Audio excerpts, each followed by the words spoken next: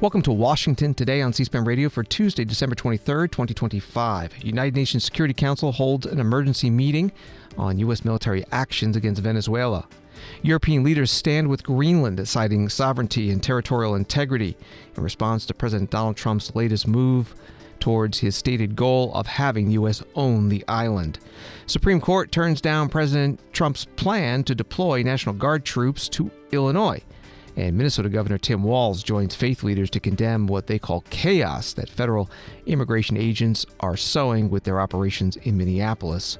Commerce Department says the U.S. economy grew at a very strong 4.3% annual rate in the third quarter of the year. We'll hear from the White House National Economic Council Director Kevin Hassett.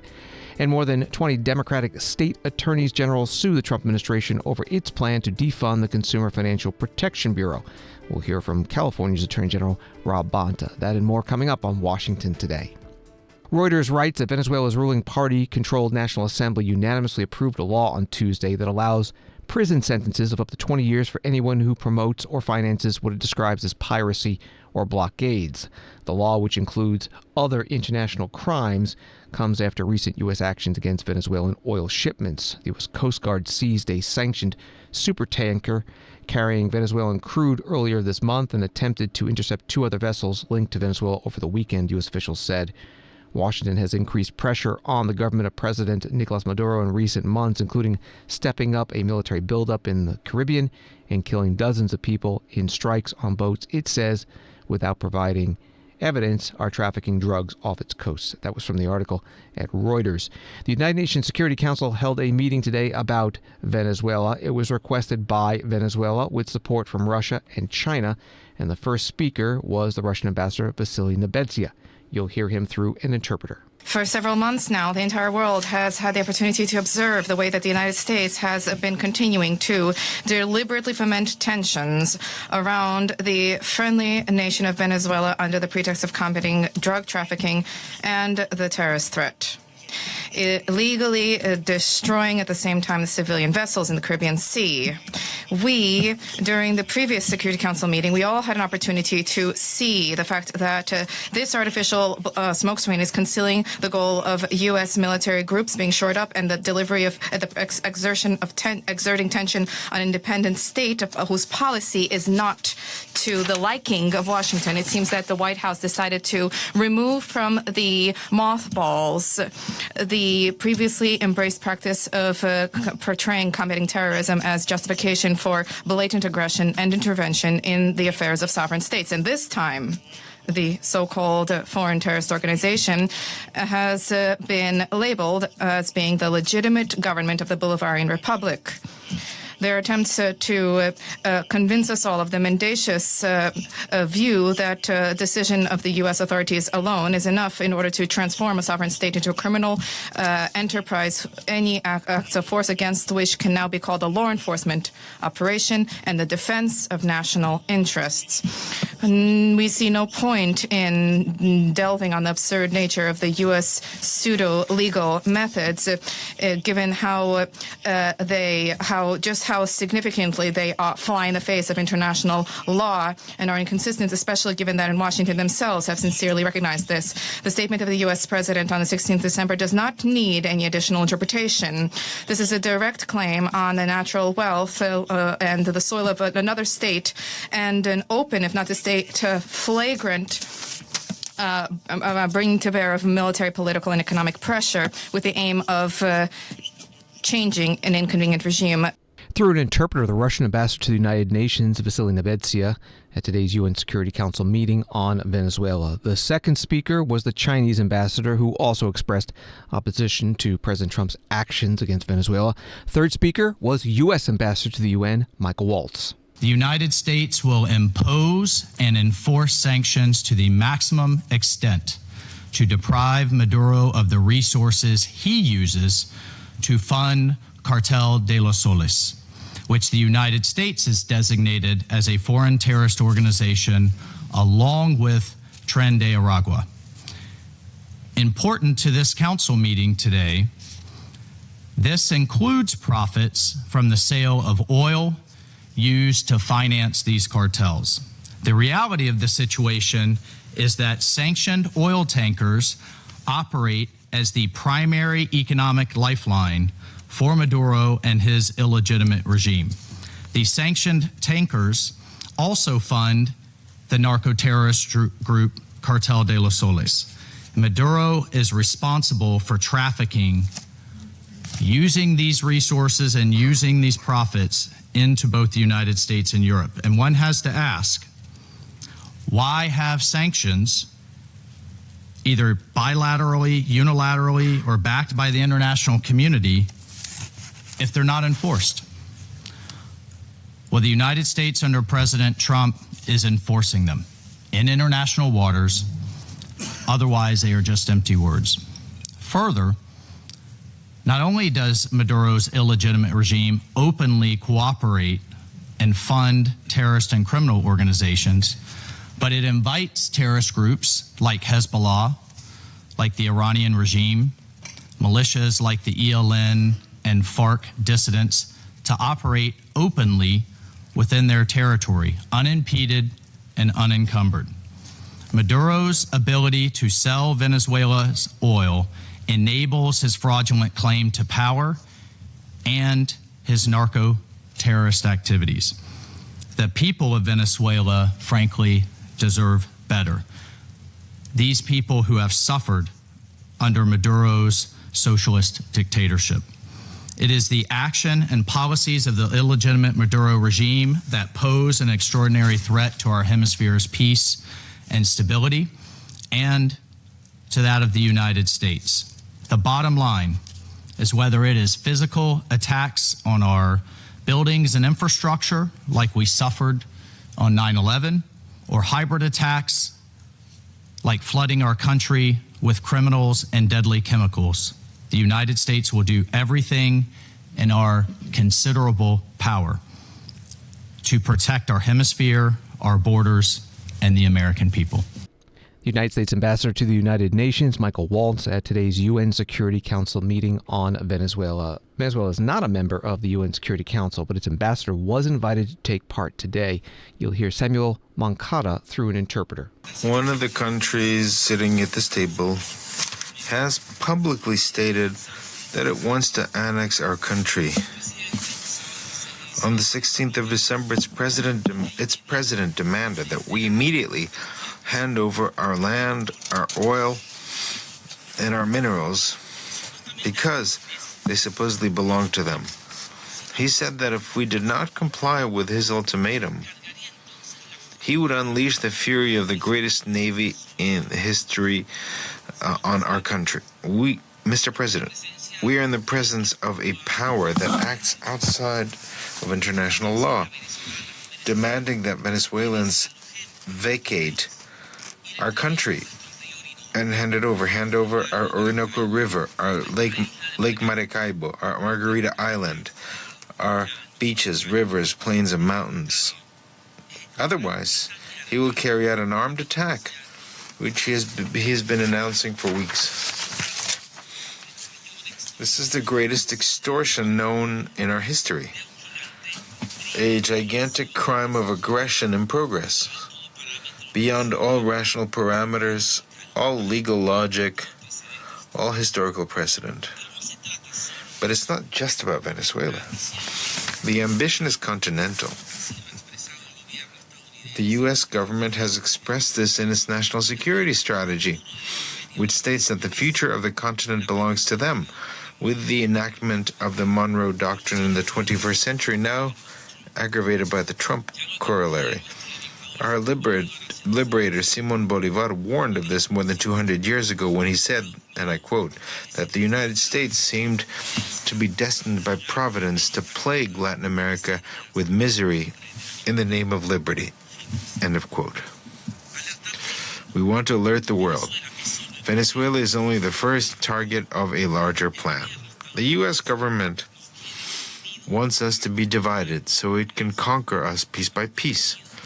The United States, which was an indispensable country in the construction of the United Nations and in the drafting of its founding charter, has today become an actor that seeks to impose itself on the fundamental rights of all states in the Western Hemisphere. even at the cost of destroying the UN. Through an interpreter, the Venezuelan ambassador to the United Nations, Samuel Moncada, at today's UN Security Council meeting. The ambassador noted that Venezuela called this meeting knowing full well that the Security Council would not be adopting a resolution condemning U.S. actions. The U.S. said that it would veto that resolution should it come forward. The meeting began with a briefing by Khaled Chiari, Assistant Secretary General for the UN for the Middle East, Asia, and the Pacific, Departments of Political and Peace-Building Affairs and Peace Operations. He said the Secretary General is ready to mediate a peaceful settlement if the parties ask for it. Mr. President, on 17 December, at his request, President Maduro held a telephone conversation with the Secretary General. The Secretary General reaffirmed the United Nations position on the need for member states to respect international law, particularly the United Nations Charter, exercise restraint, and de-escalate tensions to preserve regional stability. The Secretary General stands ready to support all efforts at diplomatic engagement, including the exercise of his good offices, if both parties so requested. He welcomes initiatives by member states, offers for mediation, and proposals for peaceful solutions. Dialogue is the only viable path toward lasting peace and preventing further instability and human suffering. Khaled Chiari, United Nations Assistant Secretary General, at today's UN Security Council meeting on Venezuela. And this is Washington today. Politico Europe writes that European leaders move swiftly to back Greenland on Tuesday after U.S. President Donald Trump named a special envoy to the Arctic island, sparking a new diplomatic frenzy on the continent. French President Emmanuel Macron stated in a post, Greenland belongs to its people. Denmark stands as its guarantor. European Commission President Ursula von der Leyen noted that territorial integrity and sovereignty were fundamental principles of international law.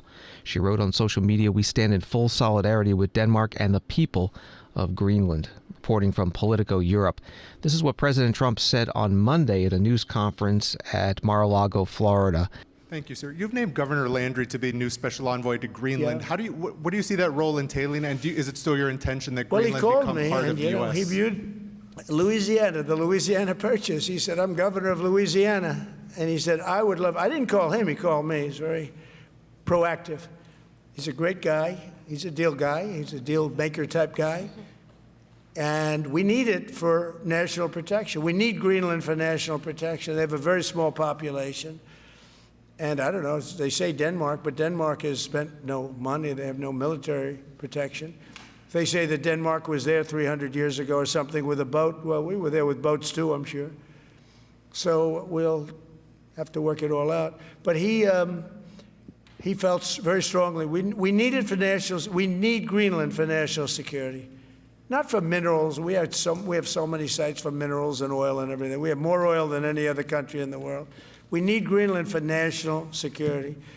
And if you take a look at Greenland, you look up and down the coast, you have Russian and Chinese ships all over the place. We need it for national security. We have to have it.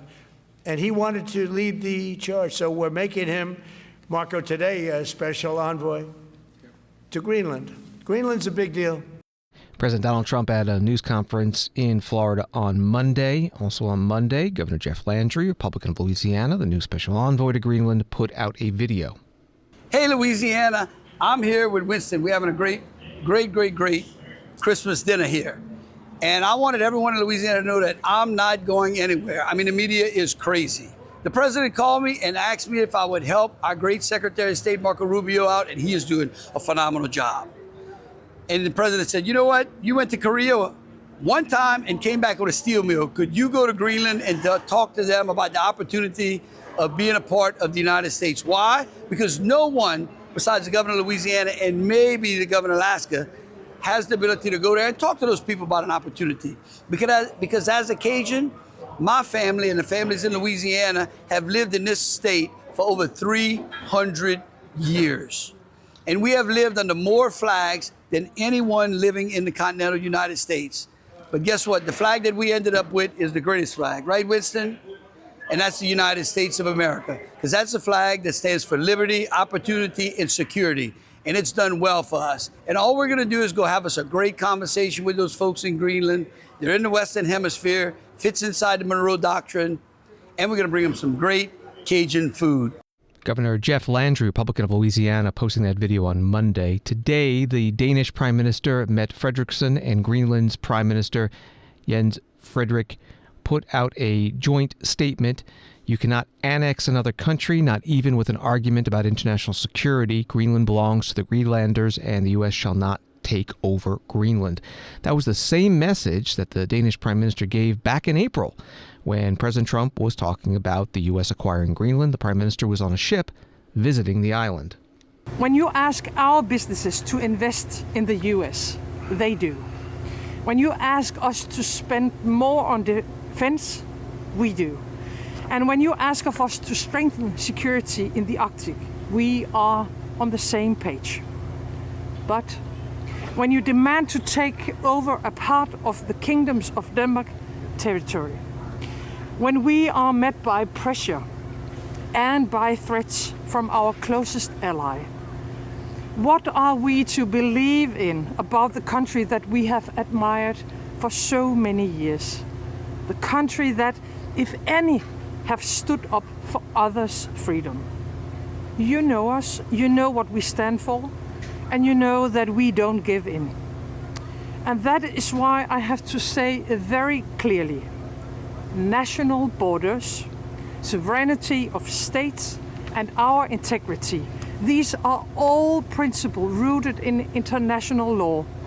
These are fundamental principles formed after the Second World War so that small countries don't have to fear big ones. And so, this is not only about Greenland or Denmark. This is about the world order that we have built together across the Atlantic over generations. You cannot annex another country, not even with an argument about international security. The Danish Prime Minister met Frederiksen back in April on a ship off the coast of Greenland, as this week President Donald Trump has again said the U.S. must have Greenland for U.S. and world security and has named Louisiana Governor Jeff Landry as a special envoy to Greenland. More from the Politico Europe article. Greenland's Prime Minister Jens Frederik Nielsen lamented the power games being played over the future of his Arctic homeland. Nielsen said in a post on social media, sad because the U.S. president once again expressed a desire to take over Greenland at a press conference last night. With such words, our country is reduced to a question of security and power. That is not how we see ourselves, and that is not how we in Greenland can or should be spoken about. That was from Politico Europe. This is Washington Today. New York Times writes, when the Justice Department began releasing documents about the disgraced financier Jeffrey Epstein on Friday, they included a number of photographs of former President Bill Clinton, which administration officials quickly pointed out. On Tuesday, when a second batch of documents had repeated references to President Trump, including unverified or unsubstantiated accusations against him, the administration struck a notably different tone. The department said in a statement issued on social media, some of these documents contain untrue and sensationalistic claims made against President Trump that were submitted to the FBI right before the 2020 election. Such claims are unfounded and false, and if they had a shred of credibility, they certainly would have been weaponized against President Trump already. That was from the New York Times article. Congressman James Walkinshaw, Democrat of Virginia, member of the Oversight and Reform Committee, was on MSNBC Today about the Epstein documents. I'm wondering, what stands out to you about the information included in this latest release so far? Well, I think it's more of what we've seen over the last several months, which is every time we get new information, the relationships and the connections between Jeffrey Epstein and Donald Trump appear deeper and deeper. And I think the flight records reveal that, the potential photograph of Trump and Maxwell on Steve Bannon's phone potentially reveal that. So we need to learn a lot more, but I think what we're seeing is a deeper and longer relationship between Trump and Epstein than Trump has admitted previously. The president was asked about the release of these files yesterday. Here's more of what he had to say. What this whole thing is with Epstein is a way of trying to deflect from the tremendous success that the Republican Party has. They're asking me questions about Jeffrey Epstein. I thought that was finished. I believe they gave over 100,000 pages of documents, and there is tremendous backlash. A lot of people are very angry that pictures are being released of other people that really had nothing to do with Epstein, but they're in a picture with him because he was at a party, and you ruin a reputation of somebody. Congressman, what do you say to that? Well, I think it's revealing for Donald Trump and this White House. In their minds, the victims here seemingly are the bankers and lawyers, as he described them, who were friends with Epstein and involved in Epstein's activities. The victims here are the girls and women who were raped and abused by Jeffrey Epstein. And President Trump doesn't seem to want to acknowledge that. The courageous survivors who have been fighting and fighting and fighting for transparency and accountability, they're the ones who are victimized, not people who are in photos with Jeffrey Epstein. Congressman James Walkinshaw, Democrat of Virginia, today on MSNBC. New York Times writing about one of the 30,000 Epstein pages released today, a day after federal agents arrested Jeffrey Epstein on sex trafficking charges in 2019. They were also apparently trying to contact a number of people they called potential co-conspirators, a newly released email exchange shows. Again, that was from the New York Times. Senate Minority Leader Chuck Schumer, Democrat from New York, quote-tweeting the email, adding, in 2019, Trump's DOJ had a list of 10 Epstein co-conspirators. Who are these 10 co-conspirators? Why haven't we seen those memos? Where are the grand jury records? Where are the FBI records? What are they hiding? Tens of thousands of files released shed no light on who they are. More questions than answers. That post from Senator Schumer. And the Justice Department X account posting today that it is looking into the validity that Jeffrey Epstein sent days before his suicide a letter to former USA Gymnastics team doctor Larry Nassar, in which Epstein wrote, "Our president also shares our love of young nubile girls." Justice Department writing on X that there are questions about whether it's legitimate, like the return address listed the wrong jail where Epstein was held and did not include his inmate number. You're listening to Washington Today. Turning to the economy, Wall Street Journal writing the U.S. economy grew at an unexpectedly robust pace in the third quarter, powered by strong consumer spending. Gross domestic product, the value of all goods and services produced across the economy, rose at a seasonally and inflation-adjusted 4.3% annual rate for the July through September quarter, the Commerce Department said Tuesday in a shutdown-delayed report. That was from the Wall Street Journal. President Trump writing on Truth Social, the tariffs are responsible for the great USA economic numbers just announced, and they will only get better. Also, no inflation and great national security.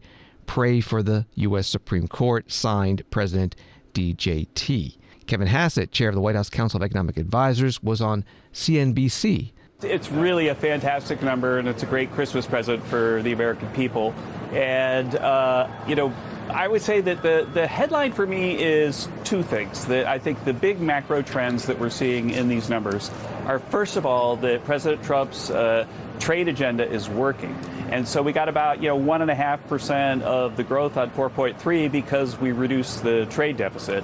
And then the other thing that I think, which is a big macro thing that we're seeing, is that the artificial intelligence productivity boom is really clearly in the data. And I guess you and I are old enough that we remember back in the 90s when the computer came in, that all of a sudden you had like 4% quarters all the time, one after the other, and it kept surprising people because they thought, computers are everywhere but in the productivity data. But we're seeing it in the data, and we're seeing the same kind of regular surprises for market participants. And so we went back and we looked at every Bloomberg forecast for the main numbers since September and found that on average we outperformed the forecast 94% of the time. So if 94% of Wall Street economists are getting the macro trends wrong, they need to start to think about, hey, maybe Trump's policies are actually way better than we thought. And maybe the fake news that says all these terrible things about Trump policies should reconsider and grab their pencil and redo their economics. Kevin Hassett, chair of the White House Council of Economic Advisors, today on CNBC. Reuters writes that enrollment for health insurance under the Affordable Care Act dipped to 15.6 million for 2026. Mehmet Oz, the U.S. Centers for Medicare and Medicaid Services Administrator, said on Tuesday from roughly 16 million last year. The drop comes as federal subsidies, expanded during the pandemic, are set to expire on December 31st, leading to sharp premium increases in 2026. Monthly premiums for subsidized ACA plans, also known as Obamacare after the former president, are projected to more than double, rising to an average of $1,904 annually from $888 in 2025. In a social media post, Dr. Oz attributed the enrollment decline to CMS actions targeting fraudulent and improper signups. The post was not accompanied by fresh agency data. That was from Reuters. Congressman Ted Lieu of California, the House Democratic Caucus vice chair, posted a video today about the cost of health care and other necessities. Under the harmful policies of House Republicans and Donald Trump, healthcare costs are skyrocketing, grocery costs continue to rise, and electricity rates are surging. I'm now going to calculate to you how much an average family of four in my congressional district is going to pay in increased health insurance premiums. You know, my pencil just broke, and Donald Trump said that we can only have like one or two pencils. You know, every child can get 37 pencils. They only need one or two. You know, they don't need that many. So I can't calculate this anymore because of Donald Trump's harmful pencil policy. Okay, but I'm going to tell you, because of Medicaid cuts and Medicare cuts and Trump and Republicans' drastic failure to extend ACA tax credit subsidies, healthcare premiums are going to skyrocket for millions and millions of Americans. And I hope we can have more pencils with a better economic policy. Congressman Ted Lieu, Democrat of California, in a video. Wall Street today, the Dow up 79, NASDAQ up 133, S&P up 31. From the Washington Post, the Trump administration will begin seizing the pay of people in default on their student loans early next year, marking the first wave of new wage garnishments since the pandemic, the Education Department confirmed Monday. There were about 5.3 million borrowers who had not made a payment on their federal student loans for at least 360 days as of June 30th, according to the latest available data from the Education Department. Many of them were in default before the federal government stopped collecting defaulted loans because of the pandemic nearly 6 years ago. That was from the Washington Post. And Washington Today continues in a moment. Democracy. It isn't just an idea. It's a process shaped by leaders elected to the highest offices and entrusted to a select few with guarding its basic principles. It's where debates unfold, decisions are made, and the nation's course is charted. Democracy in real time. This is your government at work. This is C-SPAN, giving you your democracy unfiltered.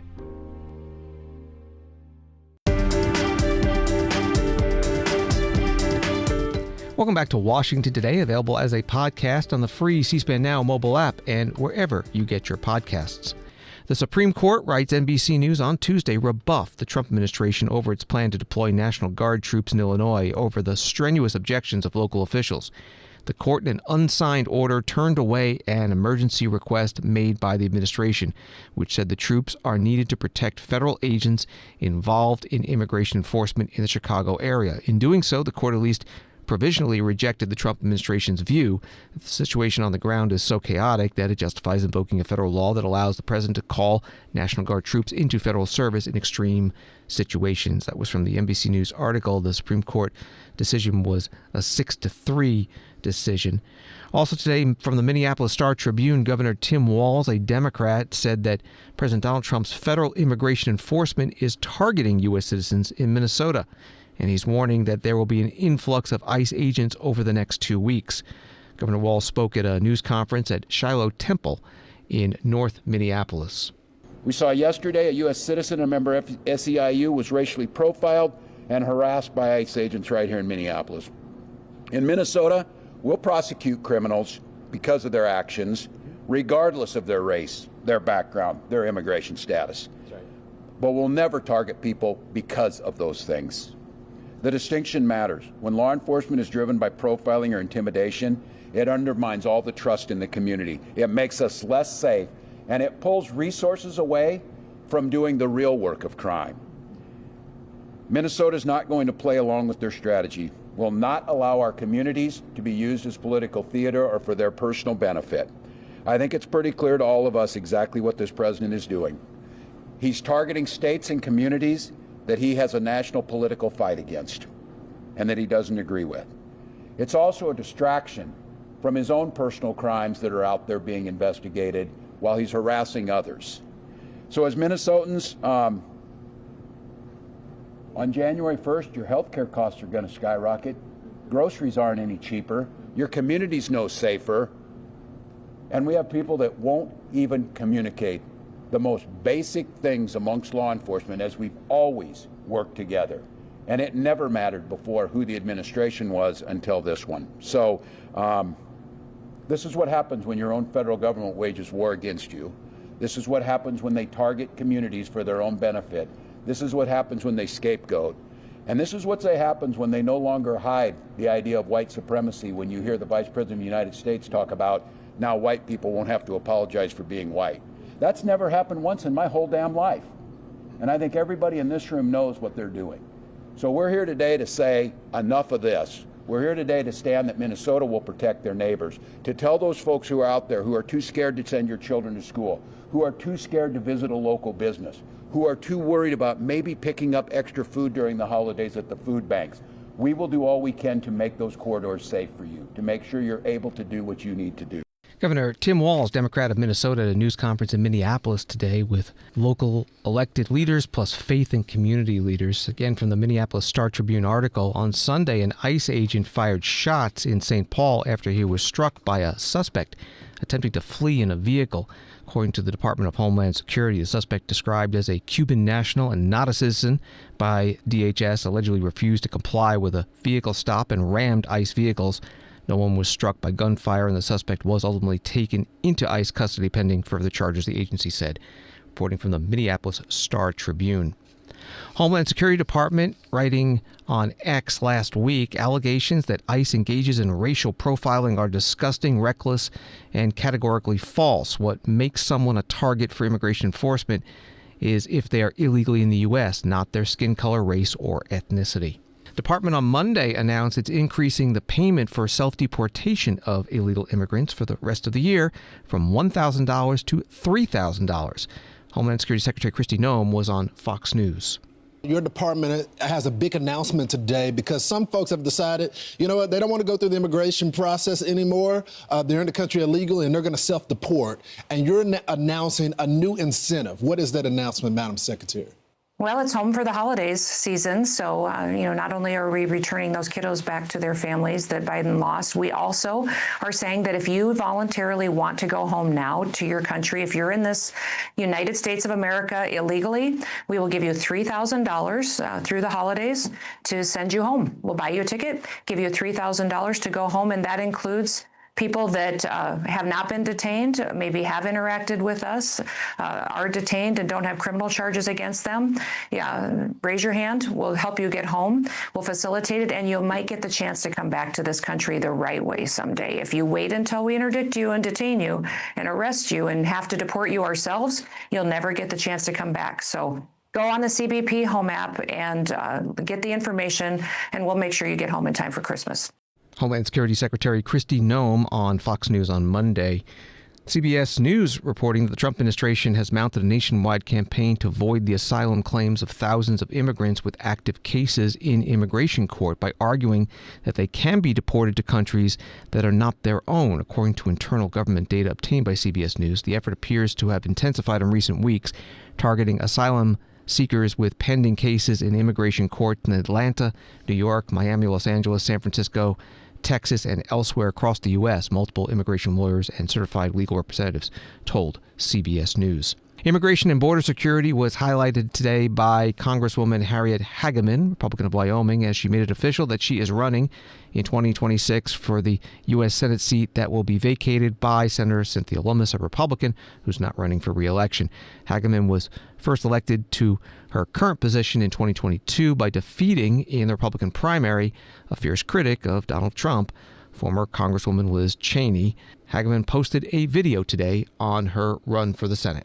In my few short years in office, I have fought for our communities, securing $15 million in federal funding for Wyoming infrastructure projects, airports, highways, roads, and bridges. I have fought against reckless RMPs written by D.C. bureaucrats with no clue who we are. And I've stood with President Trump to deliver the largest tax cut in American history, helping working families keep more of their own money. Thanks for caring about us, Harriet. Ranchers build fences to protect their property. I worked with President Trump to pass $46 billion in additional funding for border security while ensuring that Wyomingites do not pay the cost of new immigration. We worked together to secure the border and fund efforts to remove and deport those in the country illegally. Keep up the fight, Harriet. We must keep up this fight. And that's why today I'm announcing my campaign for United States Senate. This fight is about making sure the next century sees the advancements of the last while protecting our culture and our way of life. We must dedicate ourselves to ensuring that the next 100 years is the next great American century. Wyoming is critical for achieving that goal. Congresswoman Harriet Hageman, Republican from Wyoming, part of a video she put out today launching her campaign for U.S. Senate in 2026. The Hill writing about the announcement, only one other Republican has filed for the GOP primary, military veteran Jimmy Skovgard. Given the state's Republican leanings, The Hill says whoever wins the GOP primary for Cynthia Lummis' seat is all but certainly poised to win the general election next year.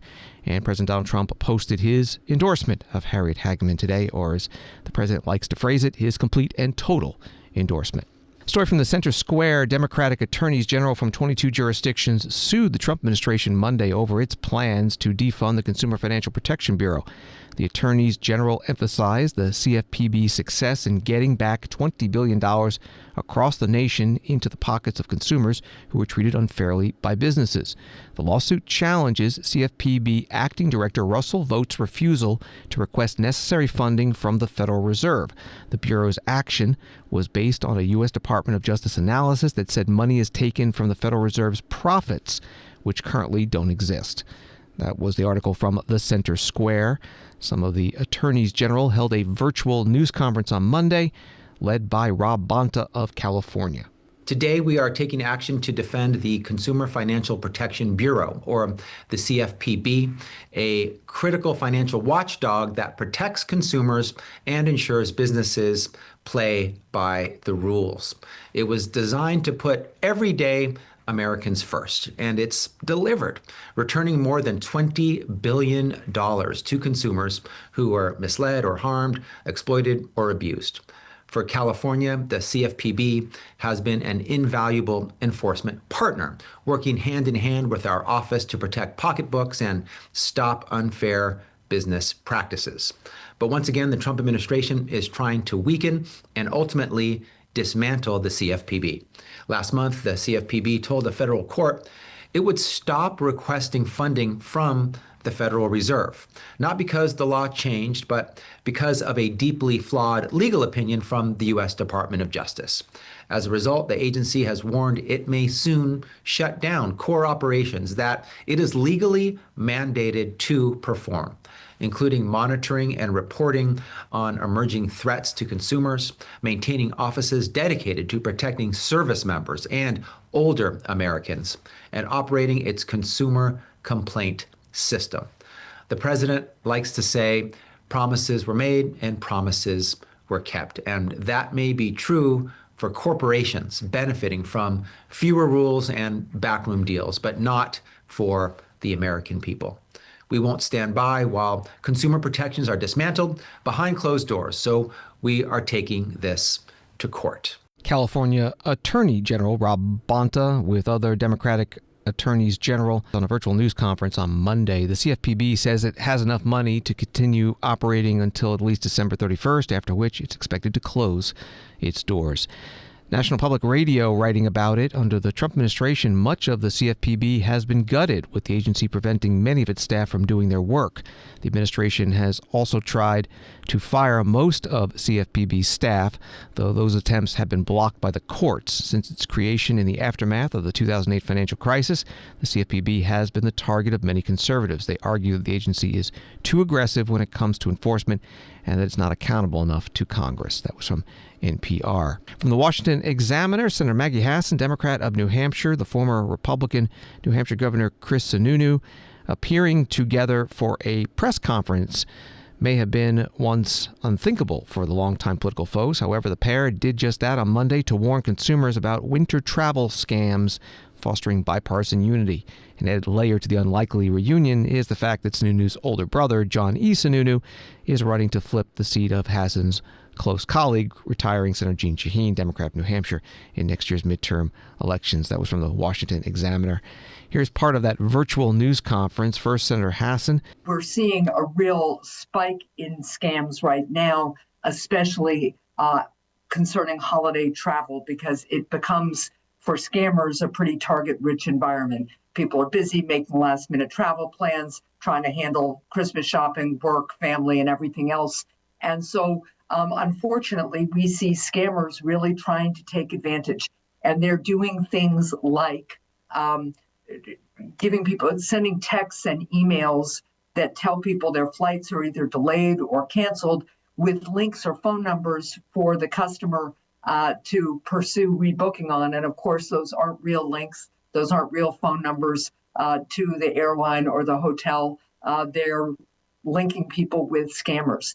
And the scammers are stealing personal information and or money from folks. So we are just trying to heighten attention on this. The Joint Economic Committee did a bipartisan report and alert to try to make sure that our constituents understand that it's really important this time of year, if you get one of those texts or emails, to take a deep breath, exit out of the email, exit out of your text chain, go to the official site, the official website for the airline or the hotel, or call their customer service number or use an official app.